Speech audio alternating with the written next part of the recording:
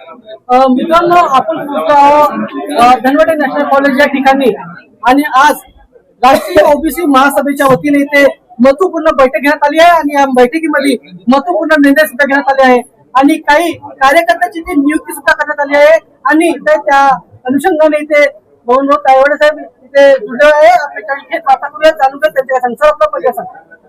मी doctor Baban Taywade, अध्यक्ष राष्ट्रीय OBC महासंघ.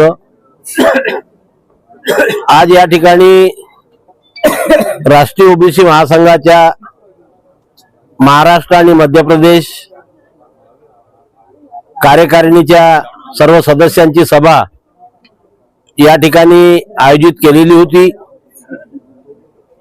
सध्या संपूर्ण देशामध्ये ओबीसी समाजापुढे जो महत्वाचा प्रश्न उपस्थित झालेला आहे की होऊ घातलेल्या जनगणनेमध्ये ओबीसी समाजाची जनगणना होणार की नाही.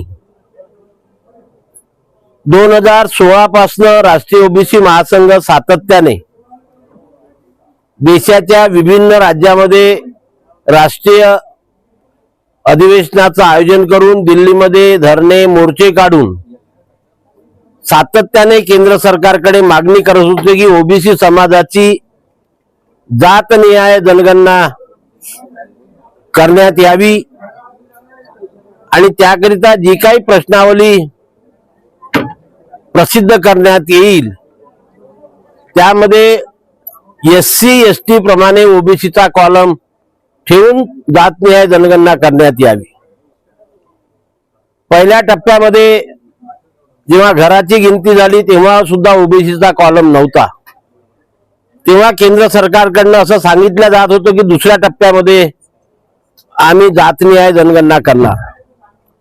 नुकतीच 14 ऑगस्टला जी 40 प्रश्नाची प्रश्नावली होऊ घातलेल्या जनगणनेकरता प्रसिद्ध करण्यात आलेली आहे त्यामध्ये 10व्या प्रश्नामध्ये एससी एसटी आणि पुढे जात विचारलेली आहे.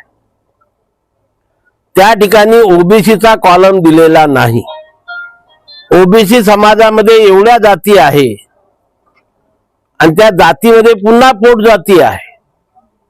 मग याची गिनती केंद्र सरकार कशी करणार आणि आमची आकडेवारी आम्हाला कशी कळणार याबद्दल या देशाच्या संपूर्ण 60% ओबीसीच्या मध्ये संभ्रम निर्माण झालेला आहे. आणि म्हणून केंद्र सरकारकडे आग्रहाची मागणी आमची आहे की फेब्रुवारी 2027 पासून होऊ घातलेल्या जनगणनेमध्ये 10व्या प्रश्नामध्ये एससी एसटी नंतर ओबीसीचा कॉलम त्या ठिकाणी करावा व नंतर जातीचा कॉलम टाकून जातनिहाय जनगणना व ओबीसीची जातनिहाय जनगणना करण्यात यावी या आग्रहाच्या मागणीकरिता दिल्ली येथे होऊ घातलेल्या हिवाळी अधिवेशनाच्या दरम्यान संपूर्ण देशातील ओबीसीना संघटित करून त्या ठिकाणी रामलीला मैदानावरती ठिय्या आंदोलन करण्याचा या ठिकाणी निर्धार करण्यात आलेला आहे. आणि त्या ठिकाणी ठिय्या आंदोलन करून ओबीसीचा कॉलम समाविष्ट करून प्रश्नावलीमध्ये ओबीसीची जातनिहाय जनगणना करण्याकरता केंद्र सरकारला बाध्य करण्याचा या राष्ट्रीय ओबीसी महासंघाचा मानस आहे.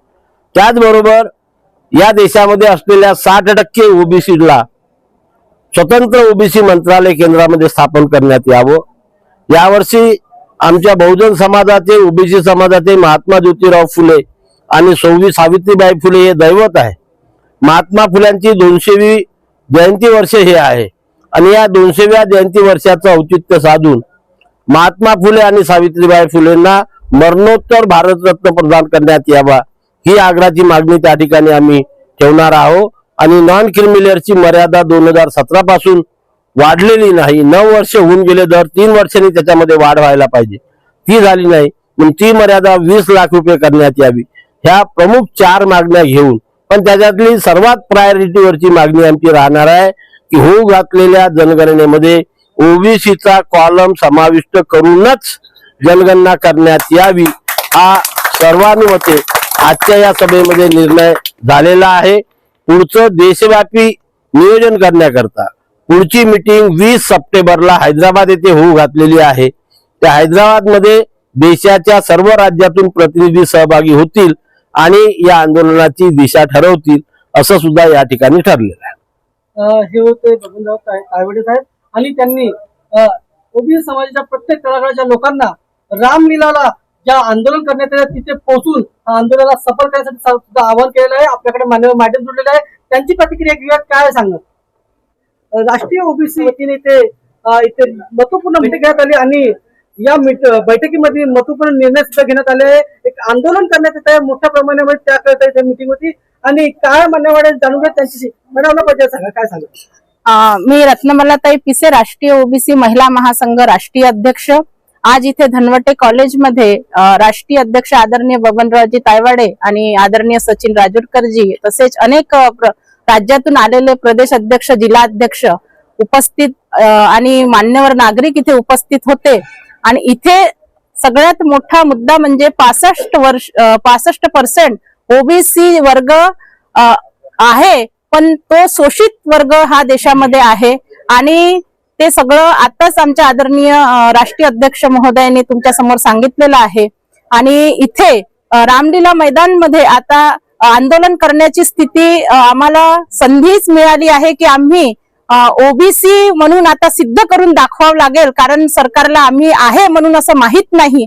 तर ते आम्ही सिद्ध करण्यासाठी रामलीला मैदान दिल्लीला हिवाळी अधिवेशनानंतर सगळेजण तिथे एकत्र होऊ आणि सगळ्या राज्याच्या, सगळ्या देशातल्या संपूर्ण ओबीसी बांधवांना माझी नम्र निवेदन आहे की हे आपलं ओबीसीचं जन आंदोलन आहे. राष्ट्रीय ओबीसी महासंघाचं केवळ मागणी नाही आहे, तर हे सगळ्या देशाच्या ओबीसी बांधवांचं जन आंदोलन आहे. आणि सगळ्या ओबीसी येणाऱ्या जाती समाजाचे वेगवेगळे संघटन जे बनलेले आहे वेगवेगळ्या राज्यामध्ये, त्या सगळ्यांना मी हात जोडून निवेदन करते की ते ओबीसी मध्येच येतात. तर जातीगत वेगळं काही मागण्यापेक्षा सगळे ओबीसी बांधव एका ठिकाणी या आणि राष्ट्रीय ओबीसी महासंघ तुमचं स्वागत करते आहे. सपोर्ट करा आणि दिल्लीला सगळ्यांचं स्वागत, अभिनंदन आहे. तर तुम्ही सर्वजण रामलीला मैदानला हिवाळी अधिवेशनानंतर आपली स्वतंत्र ओबीसीची जनगणनेचा कॉलम आपल्याला पाहिजे, कारण सरकार जे आहे भेड बकरी सगळं गिनत आहे, जानवर गिनत आहे, पण ओबीसीला ते काही समजत नाही. याची आपल्याला सूचना सरकारला द्यायची आहे. याच्यासाठी सगळ्या समाजाच्या, सगळ्या ओबीसी बांधवांना नम्र निवेदन करते, त्यांनी सगळं तिथे येऊन आपली उपस्थिती दर्ज करावी ही विनंती. जय ओबीसी, जय संविधान. हे होते मान्यवर मॅडम. आणि रामलीला इथे जो आंदोलन होणार येत आहे त्याकरिता सगळ्या ओबीसी लोकांनी इथे येऊन आंदोलनाला सफल करण्याचं काम करा असं सांगितलंय मान्यवर साहेब जुडले. त्यांची प्रतिक्रिया घेऊया. काय सांगा. मान्यवर साहेब गुणेश्वर साहेब सुद्धा जुडले आहे आणि या राष्ट्रीय ओबीसी महासभेच्या या बैठकीमध्ये महत्वपूर्ण निर्णय सुद्धा घेण्यात आले आणि त्यामध्ये त्यांनी सुद्धा इथे येऊन शिरकत केली होती. आणि काय सांगणार जाणून घेऊया. सर आपल्या पदाला काय सांगणार. माझे नाव गुणेश्वर आरीकर आहे. मी राष्ट्रीय ओबीसी महासंघाचा 2016 पासून केंद्रीय कोषाध्यक्ष आहे. मी हेच सांगणार का आता आपला जो दिल्लीला आंदोलन होणार आहे यासाठी तनमन धनाने सर्व नियोजनबद्ध आमचा कार्यक्रम होणार आहे आणि तनमन धनाने लोकांनी सहकार्य करायला पाहिजेत. आणि हा आंदोलन सर्व भारत देशामधून सर्व ओबीसी समाज बांधवांनी यायला पाहिजेत आणि हा मोठ्या प्रमाणामध्ये आंदोलन झालं पाहिजेत. त्या अनुषंगाने हा नियोजन चालू आहे. आमचे तायवाडे सर 2016 पासून मेहनत करत आहेत, अधिवेशन घेत आहेत, मोर्चे काढत आहेत. आणि आमचे सचिनजी राजूरकर साहेब महासचिव हे सुद्धा आणि त्यांच्या सहयोगी सर्व येलेकर सर आहेत, वानखेडे सर आहेत, नाकले सर आहेत, पिन्नाटे सर आहेत. अनेक विदर्भामधून जी मेहनत चालू आहे यानंतरही त्यांची सर्वांची आपल्याला ताकद लागेल आणि या ताकदीनिशी आपल्याला दिल्ली कूच करायची आहे आणि हा भव्य दिव्य आंदोलन आपल्याला सक्सेस करायचं आहे. आणि राष्ट्रीय ओबीसी महासंघाचे हात बळकट करून सर्वांना ओबीसी समाज बांधवांना न्याय द्यायचा आहे. आणि सरकारला आम्ही हेच मागणी करू का आमची जातनिहाय जनगणना झालीच पाहिजेत. या अनुषंगाने आम्ही जाणार आहोत. हे होते मान्यवर साहेब. आणि तनमन इथे मजबूत करूया आणि आपलं जो आंदोलन त्याला सफल करण्याचं काम करूया. आज राष्ट्रीय ओबीसी महासभेची इथे जे बैठक झाली आहे त्यामध्ये चंद्रपूर ते थेट गाठून नागपूरला इथे आलेल्या मान्यवर मॅडम सुद्धा जुळलेले आहे आणि या ठिकाणी येऊन त्यांनी जनतेला सुद्धा एक आवाहन केलं आहे कारण की ओबीसी प्रमाण मोठ्या प्रमाणामध्ये आलं तर आपल्याला आपला अधिकार निश्चितच मिळणार आहे याकरिता ते सुद्धा इथे आले कारण की ओबीसी लोकांनी जागे व्हा हा सुद्धा एक संदेश त्यांनी दिला आहे त्यांच्याशी वार्ता करूयात जाणून घेऊयात त्यांचे काय सांगणार मॅडमला काय सांगणार. नमस्कार, मी भावना संजय बावनकर, राष्ट्रीय ओबीसी महिला महासंघाच्या जिल्हा अध्यक्ष चंद्रपूर. हिवाळी अधिवेशना दरम्यान दिल्लीला जे ठिय्या आंदोलन आहे त्या ठिय्या आंदोलनामध्ये आम्ही सर्व उपस्थित राहणार आहोत कारण आज जे 2027च्या जनगणनेमध्ये ओबीसीचा कालम असायला पाहिजे ही सर्व आमच्या ओबीसी समाजाची मागणी आहे.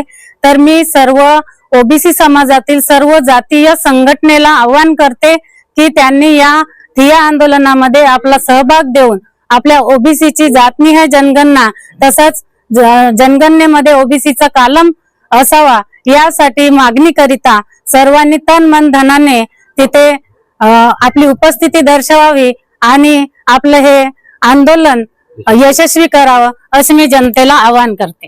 मान्यवर सचिन भाऊ सुद्धा जुळलेले आहे आणि आज या राष्ट्रीय ओबीसी महासंघाच्या इथे जे महत्वपूर्ण बैठक होती त्यामध्ये महत्वपूर्ण निर्णय घेण्यात आले. काय सांगणार साहेब आज का मीटिंग घेण्यात आली काय सांगणार. आज राष्ट्रीय ओबीसी महासंघाची राज्यातील पदाधिकाऱ्यांची आज महत्वपूर्ण बैठक झाली.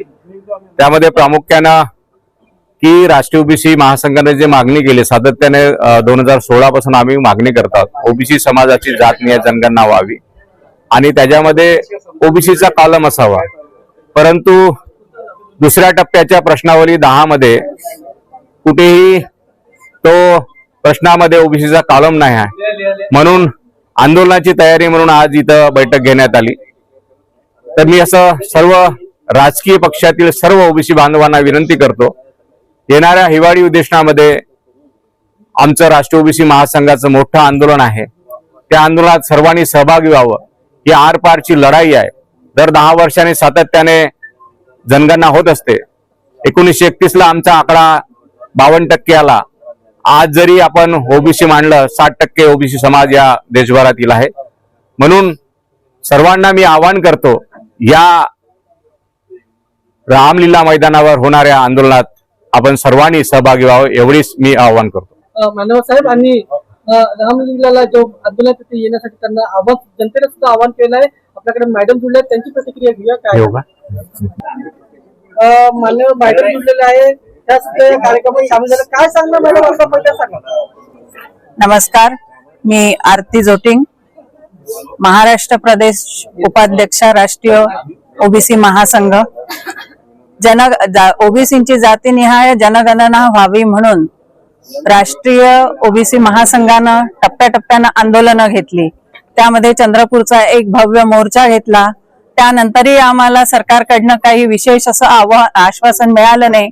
बेंगलोर येथील मोठ्या 11व्या अधिवेशनामध्ये तिथे आम्ही आमचा मागणी मुद्दा लावून धरला. तिथे आम्ही तीव्र आंदोलनाची तयारी ठेवली. त्यानंतरही सरकारकडनं काही विशेष असं आव्हान मिळालं नाही. म्हणून आता आंदोलनाची गती तीव्र करून येत्या हिवाळी अधिवेशनामध्ये राष्ट्रीय ओबीसी महासंघ हा तर दिल्ली येथे ठिय्या आंदोलन घेणार आहे. समाजामध्ये महिलांची संख्या ही 50% असते. अर्धा समाज हा महिलांचा आहे. तेव्हा महिलांना माझं नम्र आवाहन आहे की त्यांनी हे जे समाजासाठी उभारलेलं ठिय्या आंदोलन आहे त्यामध्ये हिरिरीने भाग घेऊन आंदोलनाला योग्य दिशा मिळण्यासाठी आपलं सहकार्य करावं, आवाहन सक्सेस करावं. जय ओबीसी. लोगों को ये भी चाहते हैं कि ये लोग आगे बढ़े और आगे चलकर हमारे ऊपर कुछ नौबत आए. नागपुर सुबह बोलते हैं तो आप भविष्य क्यों नहीं करते. वो क्या बोलते हैं कि उनकी कोशिश आज राष्ट्रीय महासंघ और साहब ने जो अभी फरमान किया मैंने तो अभी तक सदस्य नहीं हुआ लेकिन अभी उनकी तरफ एक चीख लेके जाऊंगा सदस्य भी होगा और आगे चलकर ये समझ में कि मैं नागपुर की सभी संगठना का मुझे मालूम है। हमारे कुंभी समाज में 12-13 संगठन, मालूम समाज में भी है, तेरी समाज में भी। कोशिश ये करना है एक बैठक में कि भैया एक अपना सबका कॉमन प्रोग्राम है, तो आप कृपया इसमें सहभागी होइए और हमारे आने वाले अधिवेशन में थी आंदोलन में आप सहभागी होंगे। और मुझे विश्वास है कि हमारी योगदान जो है उनका डिमोरलाइज नहीं होना चाहिए, वो कभी डिमोरलाइज नहीं होंगे। मैं उनको स्टूडेंट लाइफ से जानता हूं, वो डिमोरलाइज नहीं होंगे। अपना इतना ही है कि उनके पीछे अपने को रहना है और आगे बढ़ना है और अपना मकसद ये जनगणना का जो है ये ओबीसी के फैक्टर में किसी हालत में लाना है। और मोदी जी को दिल्ली में गृहमंत्री शाह इनको अपने को सम्मान कहा है कि तुम विचारधारा से, तुम तो विचार में ओबीसी है। हमारे पंतप्रधान उस विचार के लिए तो बचपने से एक विचारधारा लेके बैठे। मेरा ज्यादा बोलना अच्छा नहीं है, फिर भी मेरी शुभकामना है और मैं ये चाहता हूं कि इस संगठन में आकर कुछ न कुछ योगदान देने का प्रयास करूंगा। मेरा अभी ये 81 आगे चलकर मैं योगदान करने वाला हूँ और सक्रिय सभासद हमारे भगवान लाल जी तावड़े की तरफ लेके जाऊंगा। इतना लोग संघटनात्मक नियुक्त राष्ट्रीय ओबीसी युवा महासंघाच्या लातूर युवा जिल्हाध्यक्षपदी प्रशांत प्रल्हादराव नाईक यांची नियुक्ती होत आहे। युवा जिल्हाध्यक्षपदी विजय मोहनराव फटके,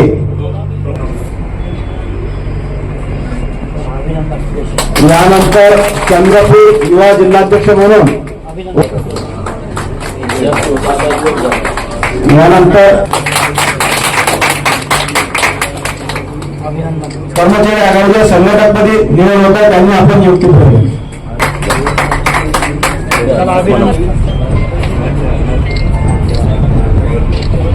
सचिवपदी निवड होत आहे त्यांनी आपण नियुक्ती केली। समोर यावं।